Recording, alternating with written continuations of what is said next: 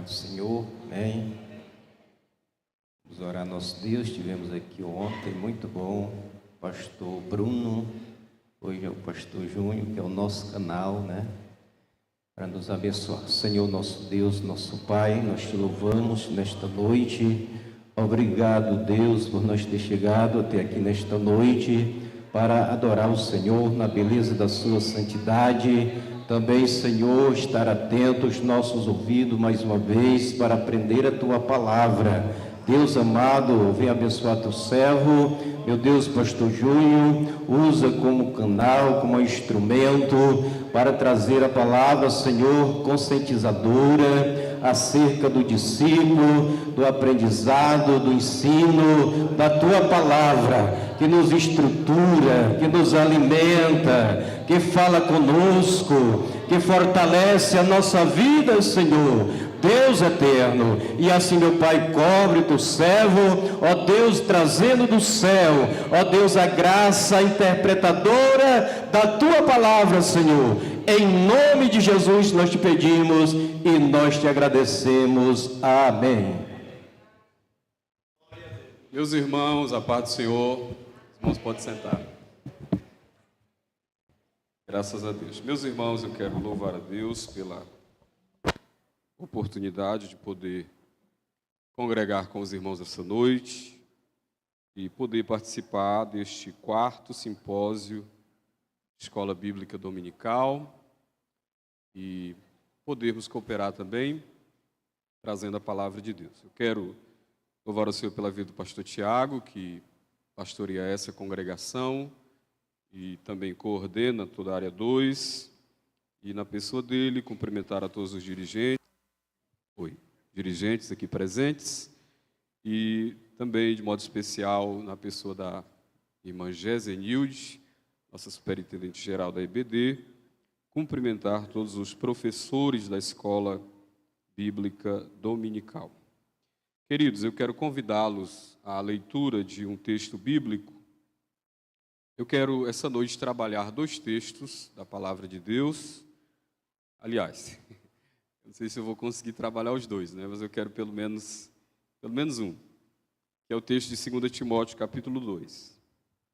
Segunda carta de Paulo a Timóteo, capítulo 2. Quero convidar os irmãos a lermos esse texto e pedir que os irmãos permaneçam com a Bíblia aberta nele. 2 Timóteo, capítulo 2.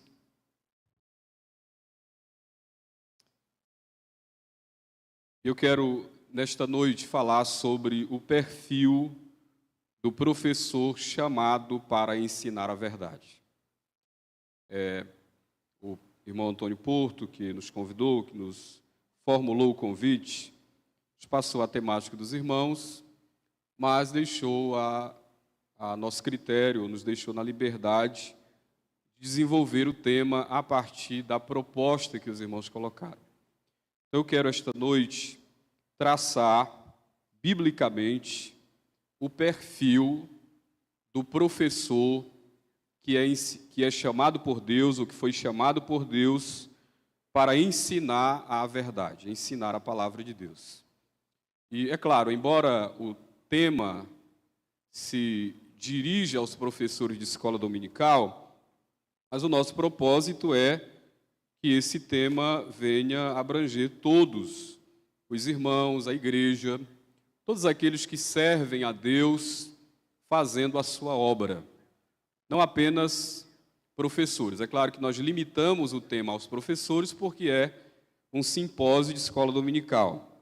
Entretanto, o perfil que nós queremos traçar, ele se aplica a todos os obreiros, aqueles que auxiliam no trabalho, aqueles que exercem algum cargo, como a gente diz, que são cooperadores na obra de Deus, aqueles que de alguma forma cooperam com a pregação, com o ensino da palavra, ainda que não de forma direta na EBD, mas que cumprem um papel também de ensinar a verdade a outros, né?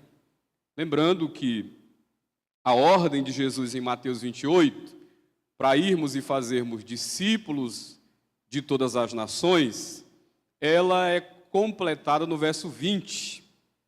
E geralmente a gente esquece do versículo 20, né? A gente se foca tanto no verso 19, que diz para irmos e fazermos discípulos de todas as nações, batizando-as em nome do Pai, do Filho e do Espírito Santo, mas nos esquecemos que há uma terceira parte na ordem, há um terceiro imperativo que é ensinando-os a guardar todas as coisas que vos tenho mandado. Então não é apenas ir e fazer discípulos e depois batizá-los, mas ensinar a verdade. Ensinar a verdade. E é claro, essa missão não é apenas do professor da escola dominical, porque não apenas o professor é chamado para fazer discípulos. A igreja como um todo, a igreja do Senhor, ela é chamada para fazer discípulos de todas as nações. E se ela é chamada para fazer discípulos de todas as nações, e a ordem para o discipulado, a ordem de fazer discípulos, ela é composta desses três imperativos, ir, batizar e ensinar, logo o ensino também é responsabilidade de toda a igreja. E não apenas do pastor, não apenas do professor da escola, mas toda a igreja é chamada para ensinar a verdade.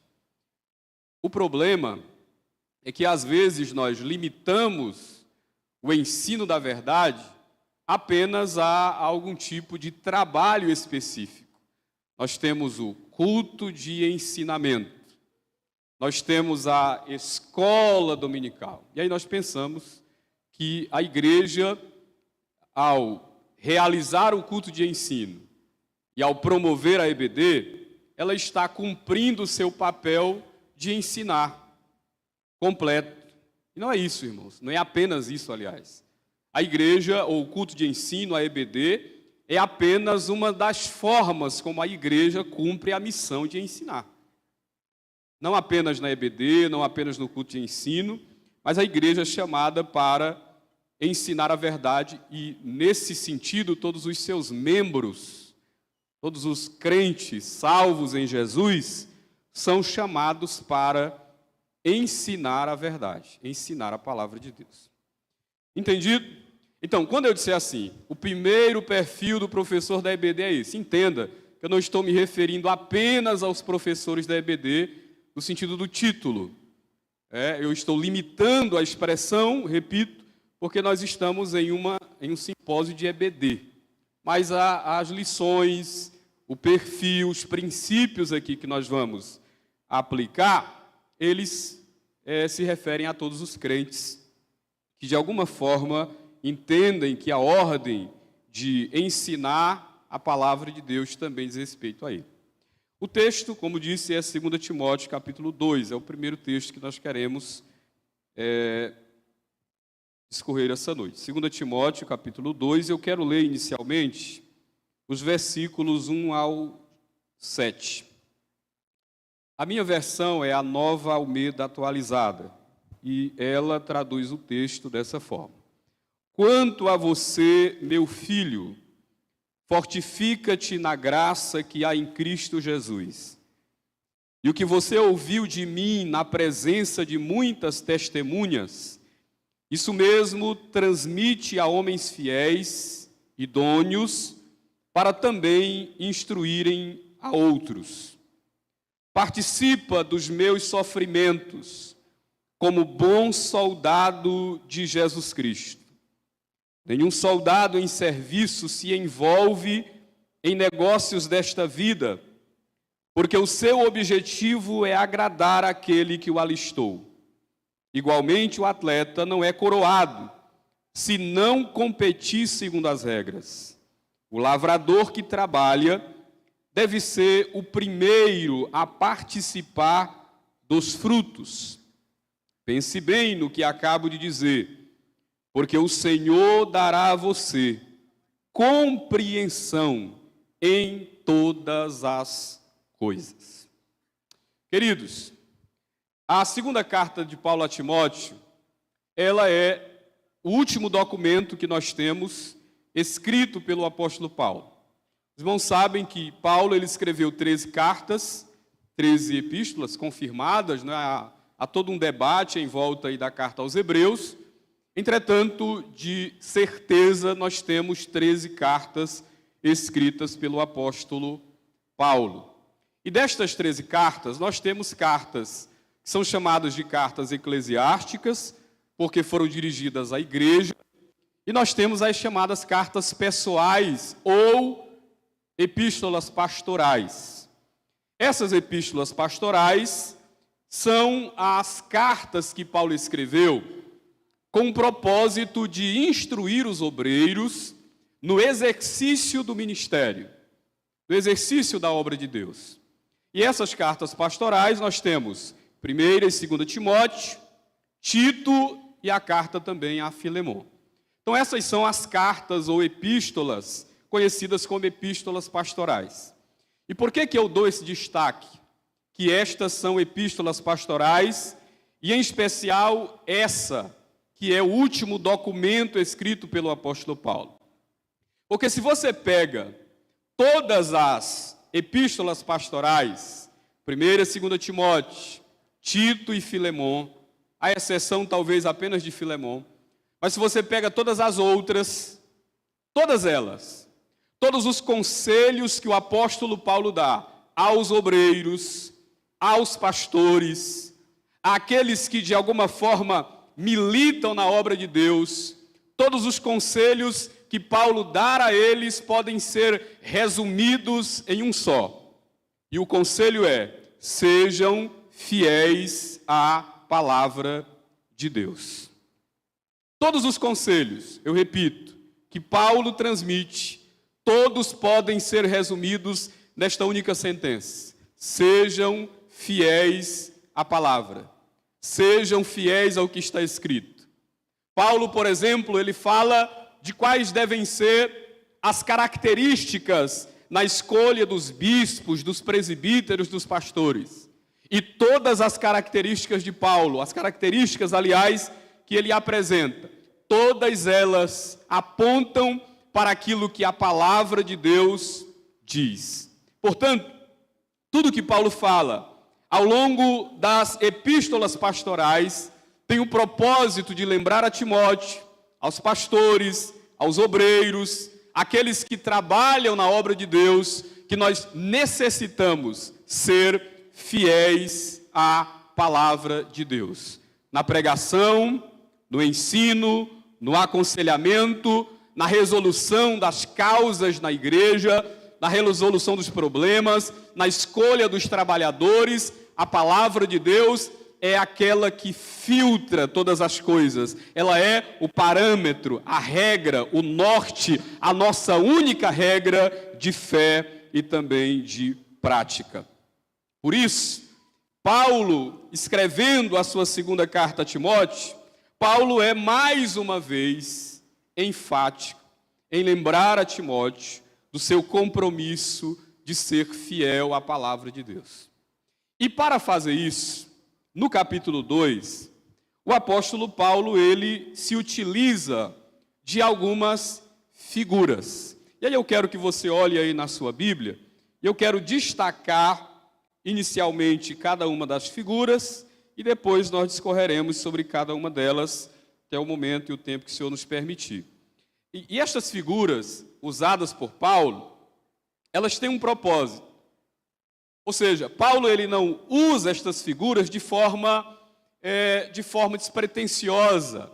Não, Paulo tem um propósito. O propósito de Paulo, ao usar estas figuras, é exatamente realçar o compromisso que Timóteo deveria ter enquanto ensinador da palavra, enquanto pregador da palavra, enquanto mestre da palavra.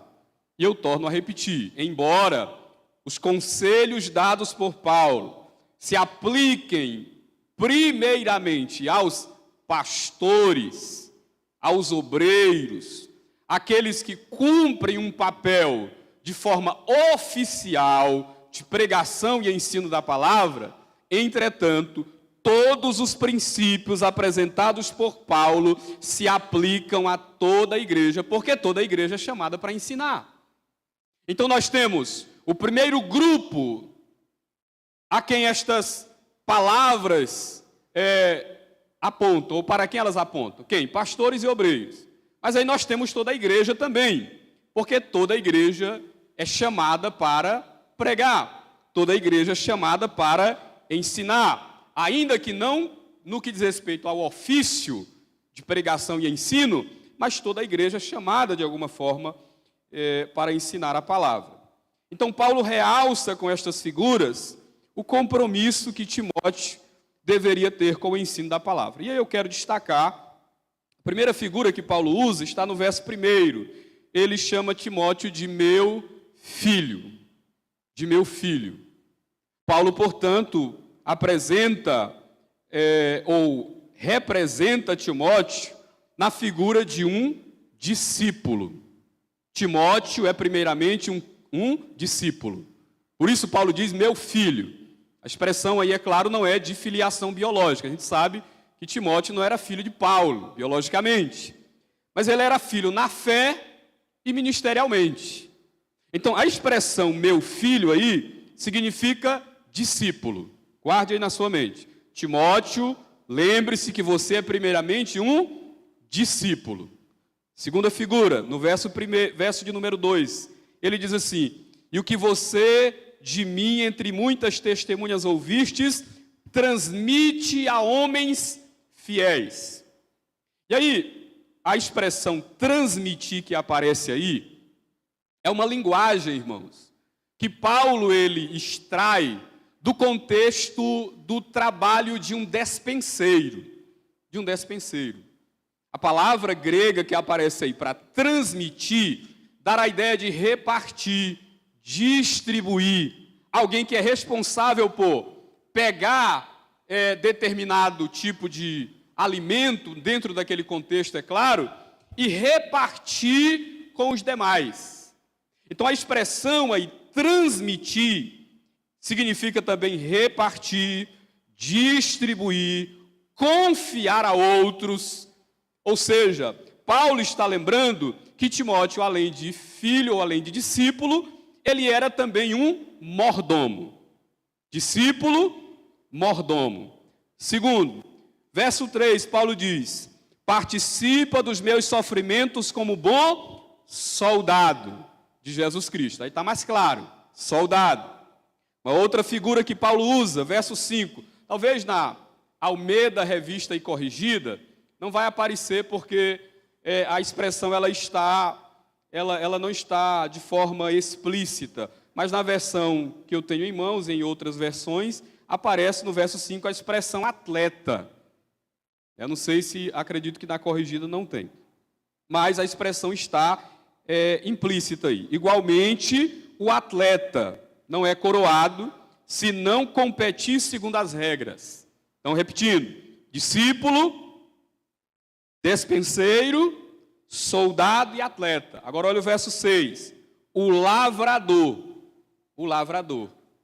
Paulo apresenta Timóteo também como ensinador na figura de um lavrador. Discípulo, despenseiro, soldado, atleta, lavrador. Aí tem outra figura, lá no verso 15. Ele diz assim: procura apresentar-se a Deus aprovado como obreiro. Obreiro. Obreiro. Outra figura que Paulo usa para descrever o ministério de Timóteo, bem como realçar a sua fidelidade com a pregação, com o ensino da palavra. Obreiro. Ainda no verso, agora aliás no verso de número 20, ele diz assim: ora, numa grande casa não há somente vasos de ouro, mas também vasos de barro. Outra figura usada por Paulo, a figura de um vaso. E aí, no verso de número 24, ele diz: o servo do Senhor. Então, eu quero repetir as figuras para que os irmãos gravem aí na sua mente. Discípulo, dispenseiro, soldado, atleta, lavrador, obreiro, vaso e servo. E servo. Estas figuras que Paulo usa ao longo do capítulo 2, eu repito, elas têm o propósito de realçar a fidelidade, o compromisso que Timóteo deveria ter como ministro da palavra, como obreiro, como ensinador da palavra de Deus. Por isso eu quero me valer destas figuras e, a partir delas, traçar um perfil. Um perfil. Hoje está na moda, aí, né, o perfil. A pessoa vai lá na rede social, aí tem o perfil. É isso, é casado, é solteiro, é professor disso, é aquilo. É o perfil. Então nós vamos ver qual é o perfil bíblico do professor da escola bíblica dominical. Daquele que foi chamado por Deus para ensinar a verdade, para pregar a verdade, para instruir aos outros no caminho de Deus. Volte, portanto, ao capítulo 2 e versículo 1. Vejamos aí a primeira figura utilizada pelo apóstolo Paulo. Ele diz: quanto a você, meu filho. Meu filho. Eu já disse aos irmãos que a expressão meu filho, usada por Paulo, ela tem o propósito de lembrar a Timóteo que ele era um discípulo. É claro, um discípulo primeiramente de Jesus, mas Timóteo também era um discípulo de Paulo. Um discípulo de Paulo. Ele era um discípulo de Cristo porque havia sido alcançado pela graça de Deus, inclusive por intermédio do ministério de Paulo, mas também Timóteo deveria lembrar que ele era um discípulo de Paulo também. Um discípulo de Paulo. E com isso, Paulo está lembrando a Timóteo, revelando a ele, portanto, que o mestre, o ensinador, o professor, e agora eu que estou aplicando, o professor da escola dominical, ele precisa lembrar que antes de ensinar, ele deve primeiramente aprender. Ou seja, antes dele se ocupar em ensinar aos outros, ele precisa, primeiramente, se colocar no lugar de aprendiz. E olha, irmãos, lembre bem, Paulo está falando com um pastor. Paulo está falando com um obreiro, com um pastor, que era pastor à época de uma das maiores igrejas do primeiro século, que era a igreja de Éfeso. De Éfeso. A igreja a quem Paulo escreveu a carta, conhecida como Carta aos Efésios, nessa época, ela era pastoreada por Timóteo. Inclusive na época, possivelmente na época da carta. Não é consenso, mas possivelmente já era Timóteo também o pastor daquela igreja na época da carta aos Efésios. O certo é que quando Paulo escreve a segunda carta a Timóteo, o pastor da igreja de Éfeso era Timóteo. Ele era um pastor. É claro, tinha as suas limitações, tanto é que Paulo, lá na primeira carta, ele diz que as pessoas não deveriam desprezar Timóteo porque ele era jovem, mas ele tinha a responsabilidade de ser o padrão dos fiéis. Mas Paulo, e eu quero dar esse destaque, está dizendo: olha, Timóteo, tu és meu filho, e você deve se fortificar na graça que há em Cristo Jesus. E eu repito, o que Paulo está lembrando a Timóteo é que todo aquele que se propõe a ensinar a palavra, ele precisa primeiramente aprender. Não há como, meus irmãos, ensinar a palavra fielmente, se nós não nos colocarmos primeiramente no lugar de aprendizes. Não há como formarmos discípulos de Jesus, se nós primeiramente, é claro, não formos discípulos e não aprendermos por meio de alguém. Os irmãos observaram o texto lido pela irmã Gesenilde? Quando Paulo fala lá na frente, nessa mesma carta, da inspiração da Bíblia, aí ele diz assim a Timóteo: Timóteo, permanece no que você aprendeu. Aí tem uma expressão que geralmente a gente não para pensar nela. Paulo diz assim: sabendo de quem o tens aprendido. Ou seja, Timóteo, você sabe quem foi você deve saber quem é, quem foi o seu referencial no sentido do ensino. Ou seja, tão importante quanto o conteúdo é de quem? De quem temos aprendido? De quem? Quem nos ensinou de fato? Eu repito, tão importante quanto o conteúdo ensinado é aquele que ensina. Então não é nós olharmos apenas para o conteúdo, para a bagagem. Nós precisamos olhar e saber de quem temos aprendido. Qual é a fonte da qual nós, professores, estamos bebendo? De que fonte estamos bebendo? Qual é a fonte de onde nós estamos nos alimentando? Qual é a mesa de onde nós estamos comendo espiritualmente? Para que, tendo saciado a nossa fome espiritual, nós possamos tomar desta mesa e também saciar a fome de outros.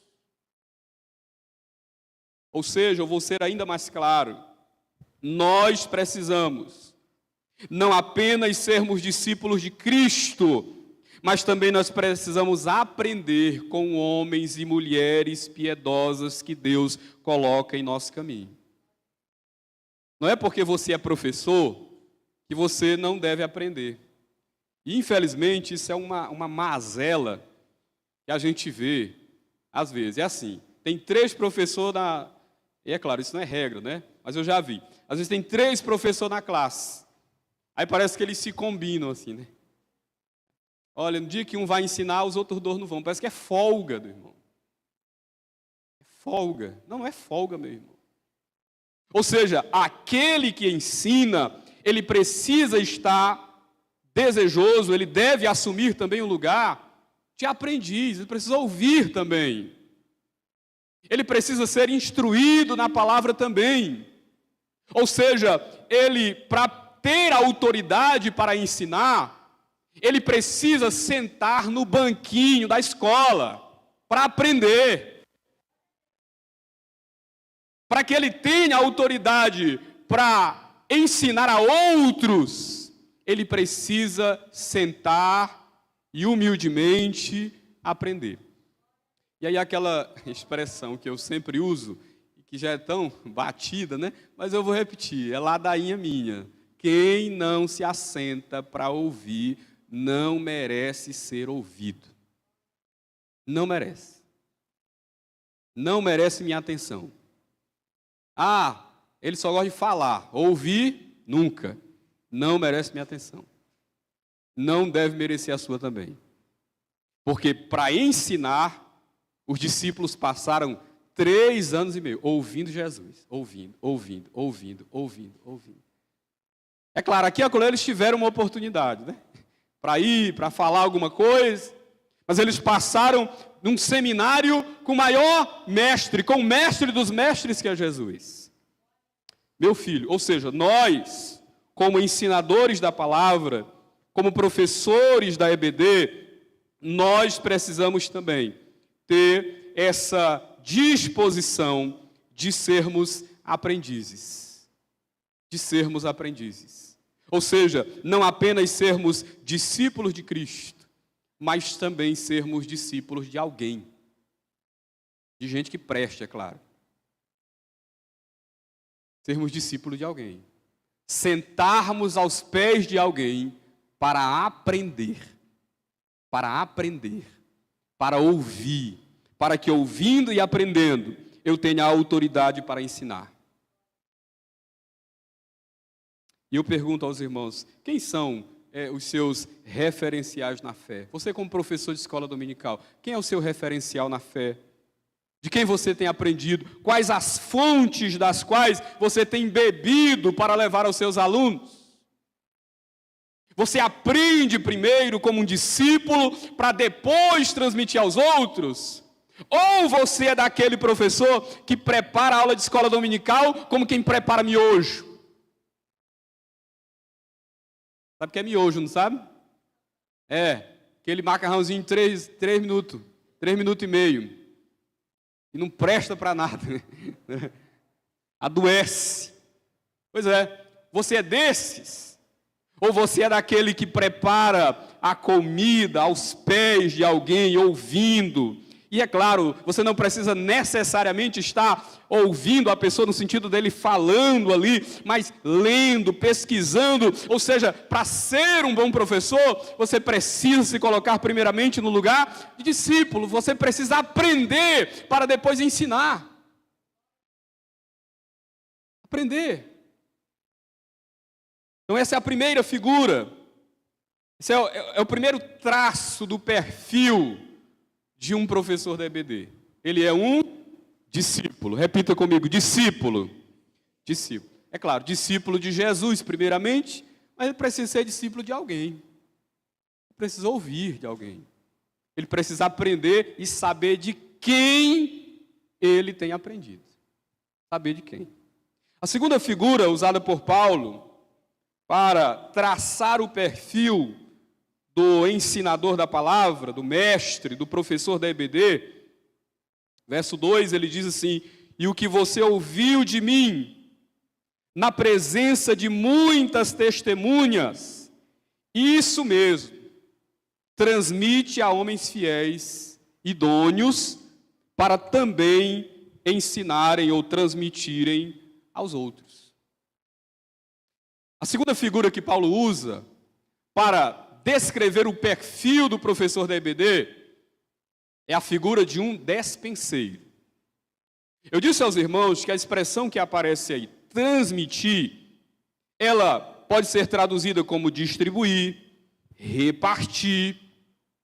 E qual é a figura que Paulo está evocando aí no texto?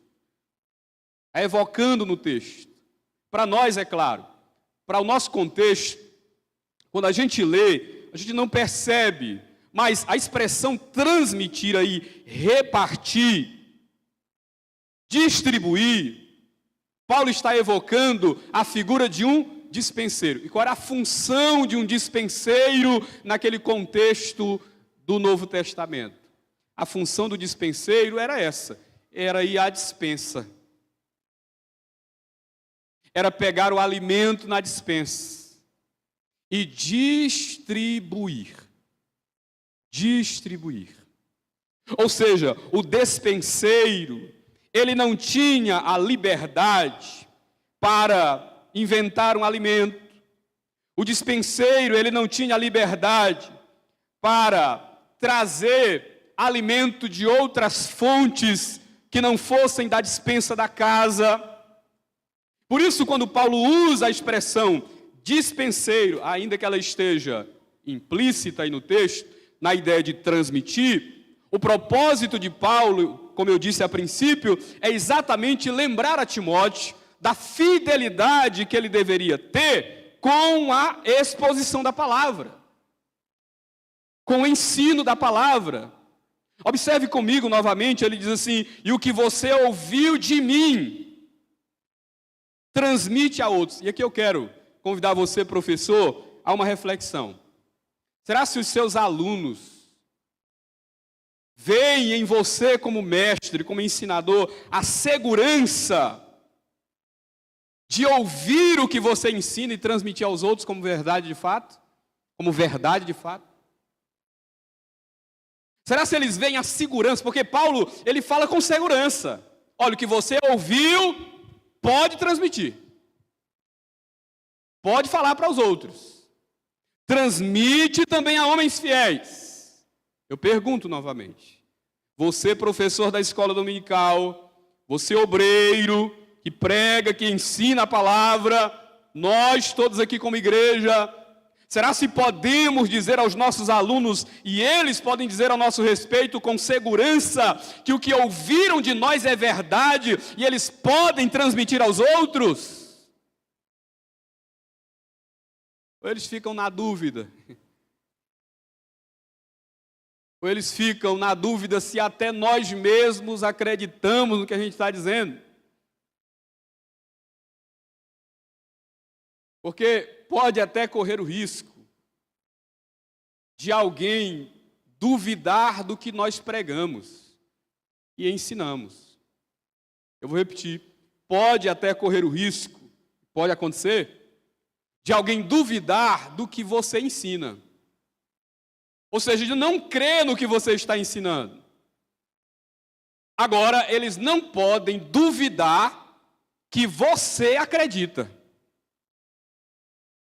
Pode até duvidar do que a gente acredita. Né? Podem não crer. A gente às vezes se depara, né, com pessoas incrédulas, ateus, agnósticos. Eu não acredito no seu Deus. Eles podem não acreditar, mas não podem duvidar que nós acreditamos. Ou seja, a convicção do que nós ensinamos, aliás, o que nós ensinamos precisa ser transmitido com a convicção de que de fato aquilo é a verdade. De que o que de fato nós estamos transmitindo aos nossos alunos é a pura verdade extraída da palavra de Deus. Não é resultado da nossa mentalidade, não é resultado das nossas especulações. Porque o aluno não vem para ouvir as suas especulações. O aluno não vem para a EBD para ouvir a sua história durante a semana. O aluno não vem para a EBD para ouvir você falar o que você vai cozinhar no almoço. O aluno não vem para ouvir o seu testemunho, ele não vem para ouvir sobre a sua vida, ele não vem para ouvir sobre política, sobre novela, sobre nada disso. Ele vem à EBD para ouvir você como porta-voz de Deus, ensinar a palavra com autoridade, no poder do Espírito. É isso, meu irmão. Ele não vem para ouvir a história da carochinha. Você precisa transmitir a palavra com segurança, para que você possa dizer ao aluno: o que você ouviu de mim, pode transmitir, pode falar, pode transmitir a outros. Ou seja, o professor, ele é responsável como despenseiro dos mistérios da graça de Deus revelados na Escritura, ele precisa ser fiel. Transmitir a palavra com responsabilidade. Ou seja, ele não tem liberdade para inventar. E aqui é um ponto, irmãos, que eu preciso dizer aos irmãos, e abrir um parênteses para dizer isso. Às vezes a gente está numa aula de escola dominical, e aí tem duas situações, né? Às vezes o professor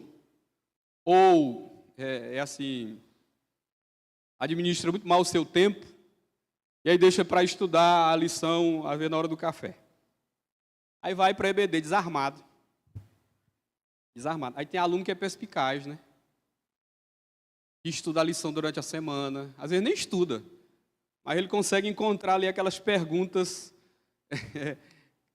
bem assim, capciosas, né?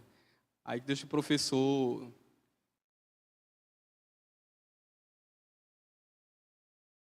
Aí o aluno pergunta: isso aqui. Aí ele não estudou, não se preparou, não tomou tempo com o assunto.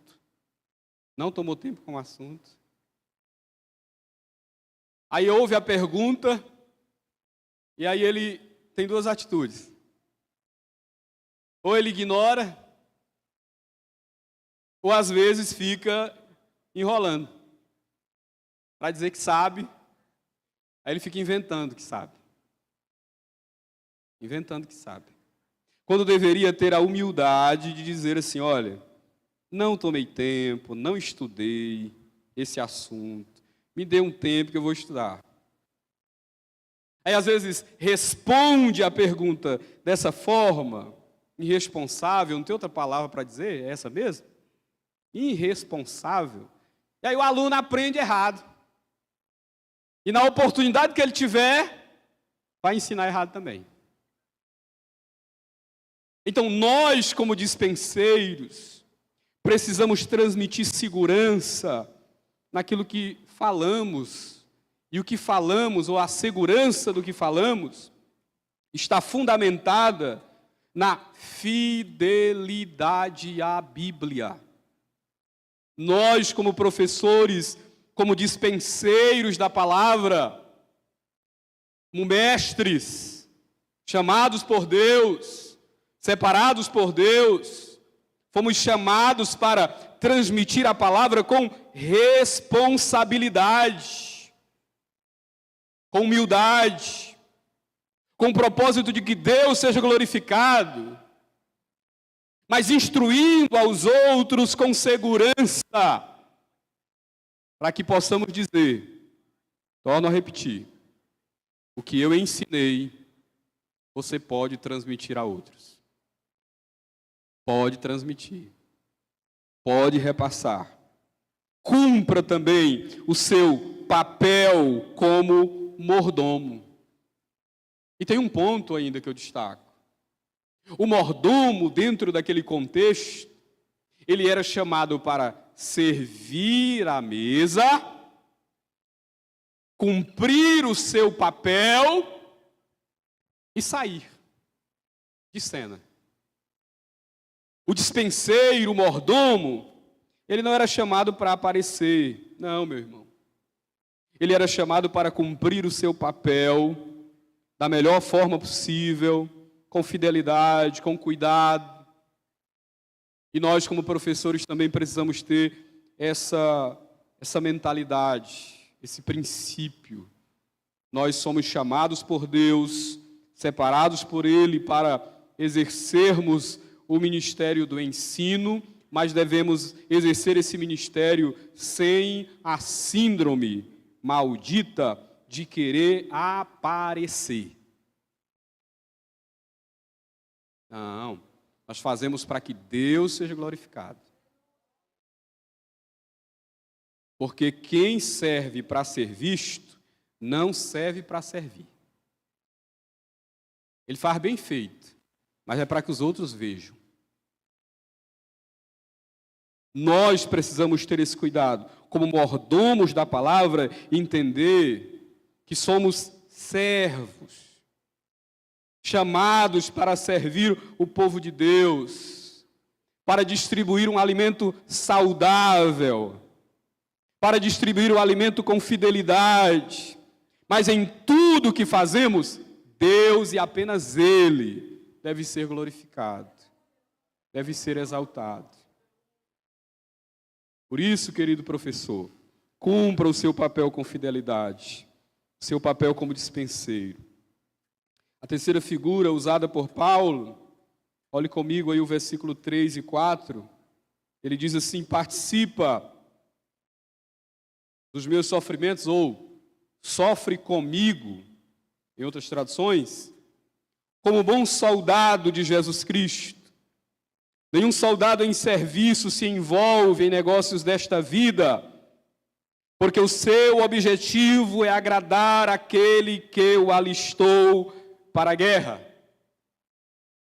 Paulo parte da figura do discípulo, da figura do despenseiro, ou seja, e agora ele sai da figura do contexto da casa para o contexto do campo de batalha.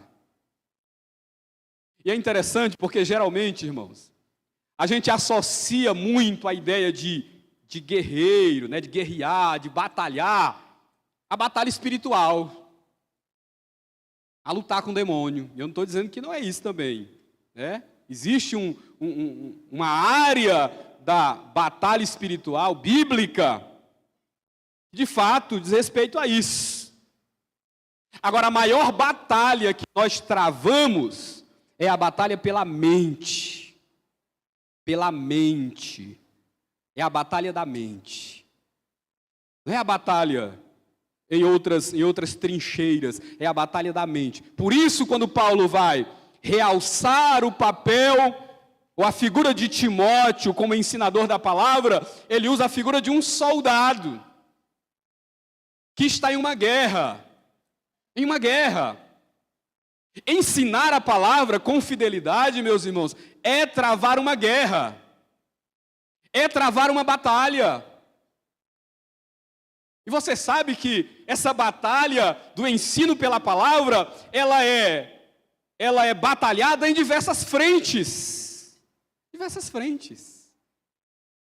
Infelizmente, faço coro aqui com o que a irmã Gesa disse, infelizmente, onde não deveria haver batalha contra o ensino era no nosso meio, e há. Onde não deveria haver resistência para com o ensino é no nosso meio, era no nosso meio, e há. A gente não precisa ser infantil para dizer assim, e tentar colorir as coisas, enfeitar o pavão, como dizia um mestre. Não, meu irmão, vamos tratar das coisas realistas. Nós sabemos que o ensino é a Cinderela na igreja. O ensino bíblico hoje é a Cinderela na igreja. É a filha desprezada. E você sabe que é verdade.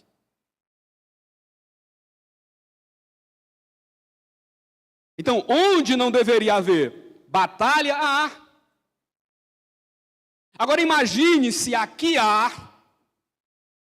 Imagine as outras frentes que nós, você como professor, como mestre da palavra, batalhamos, meu irmão.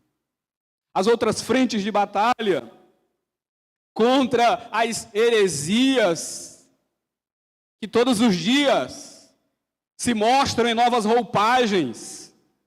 Mudam-se os atores, não é?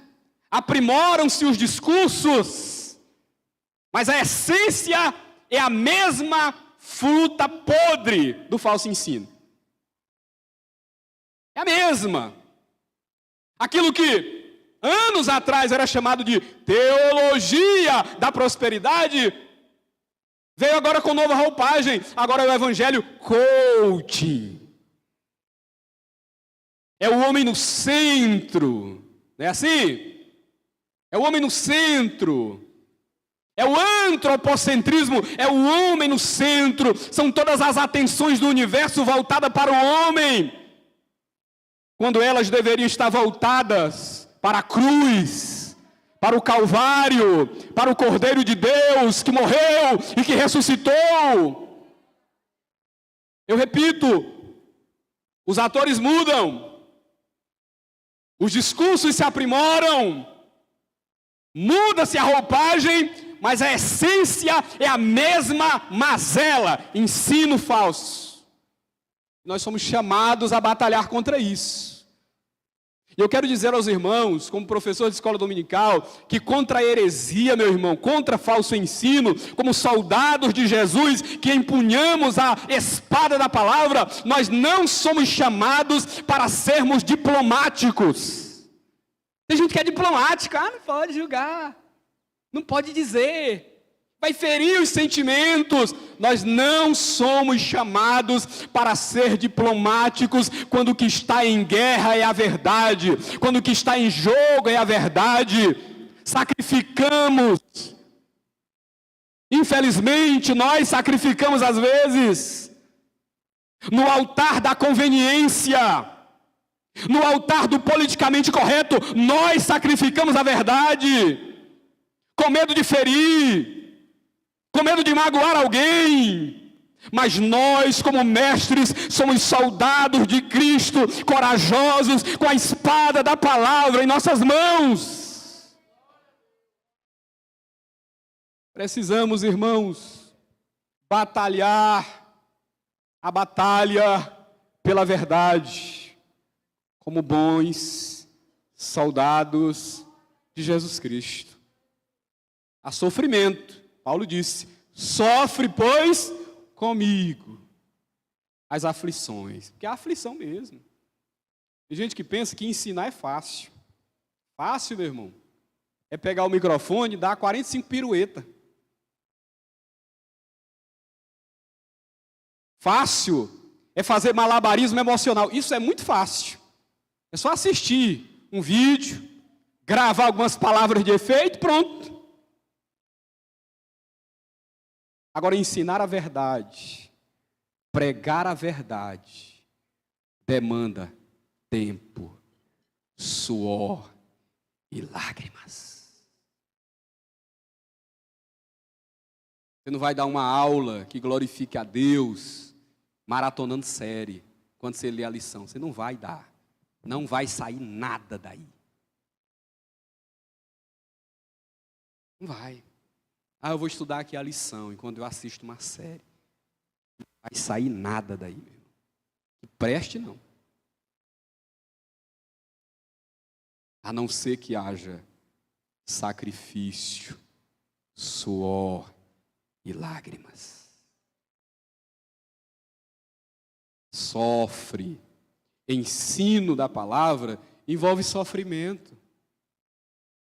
Envolve trabalho.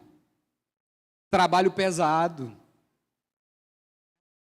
Trabalho pesado. Eu lembrei de uma historinha. Eu vou contar aqui apenas para a higiene mental dos irmãos. O irmão estava passando na frente da igreja, aliás, da casa do pastor, e o pastor estava lá no quintal, capinando o quintal, né, com a enxada. Aí o irmão passou e disse: "Ei, pastor, você está trabalhando?" Aí ele disse: "Não, eu estou descansando." Estou descansando. A gente pensa que o pastor está trabalhando porque ele está com a enxada na mão, né? Aí ele disse assim: "Eu estou descansando." Aí à tardinha ele voltou, o pastor estava no gabinete dele, com a Bíblia aberta, os livros, um caderno e anotando. "E aí, pastor, bom descanso?" Ele disse: "Não, meu filho, agora eu estou trabalhando." Trabalhando. Eu lembro, eu olhei para a irmã Idelvânia que eu lembrei. Na minha despedida aqui na congregação, eu disse para os irmãos, e eu me lembro até hoje do que eu disse. Eu disse: "Meus irmãos, eu vim aqui para a congregação e eu tinha duas opções. Ou eu oferecia as minhas mãos, ou eu oferecia para a igreja a minha mente. Eu não podia fazer as duas coisas, até porque eu tenho muitas limitações. Se eu oferecesse as minhas mãos para trabalhar muito, eu não poderia oferecer a minha mente. Mas eu ofereci a minha mente e não as minhas mãos.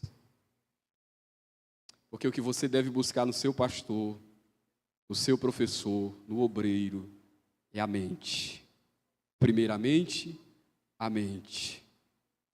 O ensino, a pregação fiel. Todas as outras coisas são secundárias. Têm a sua importância, mas são secundárias. Nós, obreiros, professores, como soldados de Cristo, somos chamados para batalhar pela verdade.